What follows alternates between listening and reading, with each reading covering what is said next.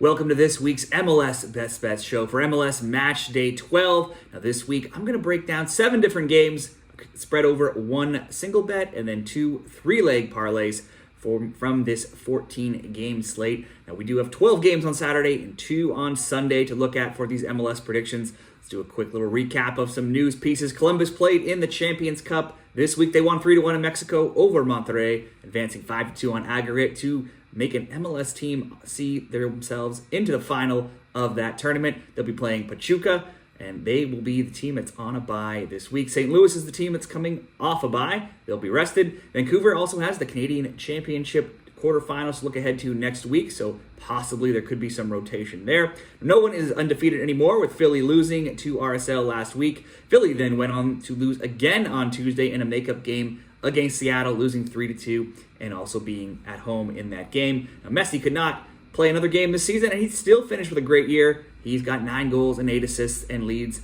the Golden Boot race. Let's start with Messi and the Herons for the first of our MLS predictions this weekend. And if you enjoy this MLS content, be sure to give the video a like, become a member, or subscribe to the channel to follow along to get more soccer picks. Also check out the Shred the Spread website or the Instagram and TikTok channels as well. Let's get into Inter Miami and New York Red Bulls. It's first in the East, Miami hosting third, New York.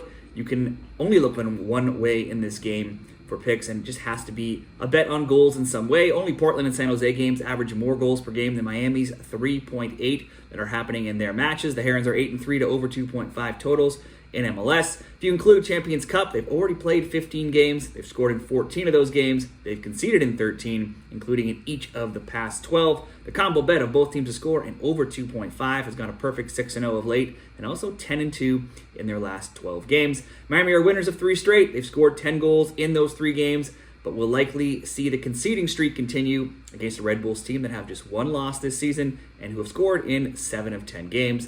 The Red Bulls put 4 past Miami in New York as recently as March 23rd this season already. Now, there was no Messi in the lineup, and that game was in New York. Now we'll switch over to Miami with Messi in the lineup and New York being out a defender with Noah Ellie, who is suspended. All of these things seem to me to add up to some goals. Miami's always going to score when they're at home. I don't think they're going to be good enough to keep New York out of their net. Let's go both teams to score over 2.5, just as one single bet there at -110. So the next up, we'll do a 3-game parlay, starting with San Jose Earthquakes and LAFC. The Quakes are MLS's worst team right now, but for what it's worth, a road team has not won between these teams since going back to 2020. That's a run of 9 games, and all-time home teams are 12-1-3. In those 16 games, there have never been fewer than 2 goals, and in 14 of 16, there's been 3 or more.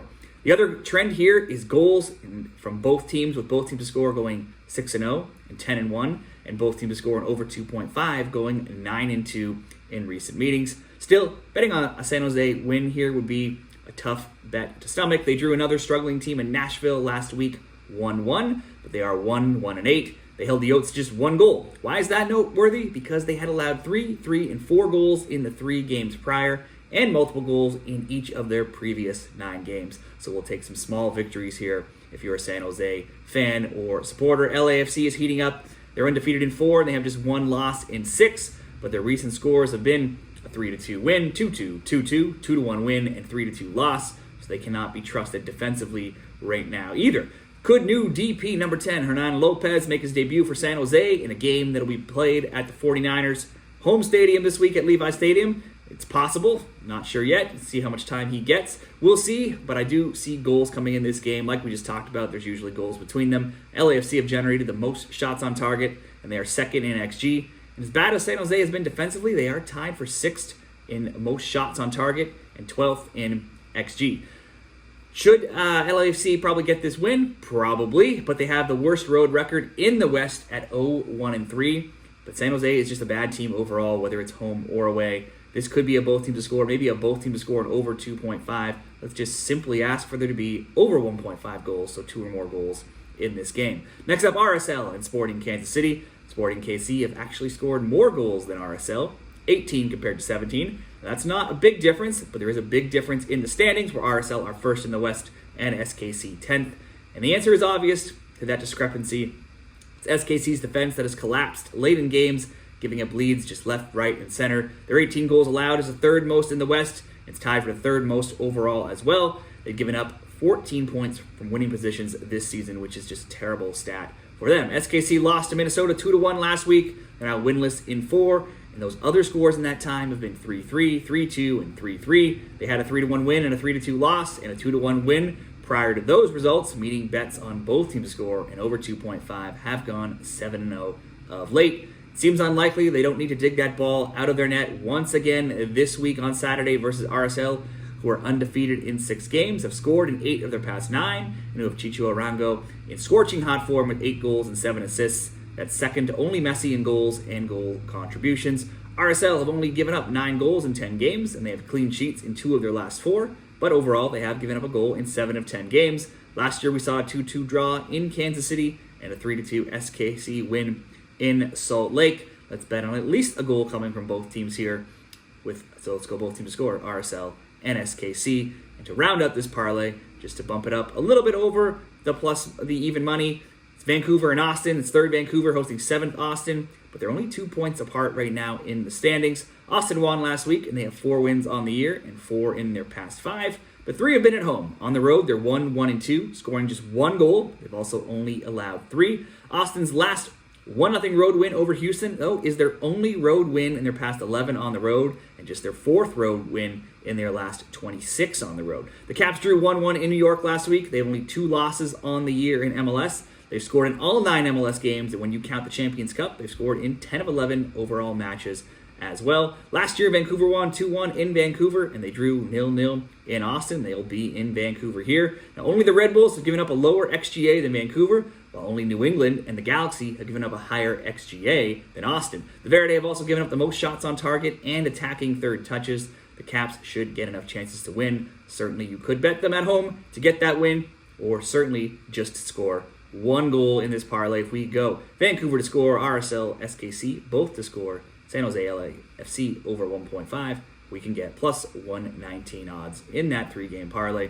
Let's do one more 3-game parlay, starting with Atlanta and Minnesota United. Atlanta is an even 3-3, and after drawing Chicago 0-0 last week, they're now winless in 4 games. They did score in 3 of those 4, though, and they have done so in 6 of 9, and in all 5 home games this season as well, where they have all 3 of their wins, and they are 3-1-1 when playing at home at the Benz. All of those games have seen goals, as the scorelines have been 4-1, 2-0, 3-0 in their wins, a 2-2 draw, and a 2-1 loss, though they have failed to win the last 2 home games that they played. But Atlanta only has 4 home losses in the MLS since the start of last season, and they have scored in every one of those games. So it's very rare that Atlanta won't get on the score sheet. Not happened in a long time when playing at home. The Loons started undefeated in 4. They went winless in 3. Now they've won 3-0 in their last road game versus Charlotte, and then 2-1 last week at home to SKC. Minnesota scored in 8 of 9, but they have also conceded in 7 of 9 as well. If we look at over-under totals of 2.5,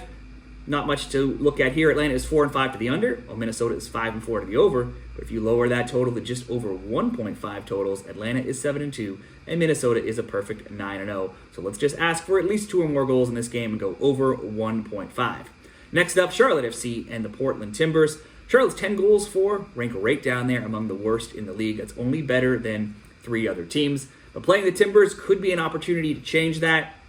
Portland's 21 goals allowed are second worst to San Jose's 25. Their 16.9 XGA is tied for the 4th worst, and the 54 shots on target allowed is 3rd worst. Portland has yet to keep a clean sheet this season in their 10 games. They're winless in 7. They've allowed multiple goals in 6 straight games as well. They'll be shorthanded this week with midfield stalwart Diego Chara suspended, and Evander questionable with an injury, but he has been practicing, so likely should see some time. He did miss last week, but Portland still got 2 goals even without him. Those score lines in Portland's recent games have read a 3-2 loss away to LAFC, and previous to that, 2-2, 2-2, 3-3, 3-2, and 3-1. The obvious trend you can see there in Portland games is the boatload of goals with both teams to score and over 2.5, going a perfect 6-0, and it's also 9-1 if you count up all their games this season. In fact, Portland have become the first team in MLS history to get this unsavory stat of scoring multiple goals in 5 straight games and winning none of them. Now, I can see that trend continuing here, at least from a goal standpoint. The Crown, Charlotte are usually strong at home,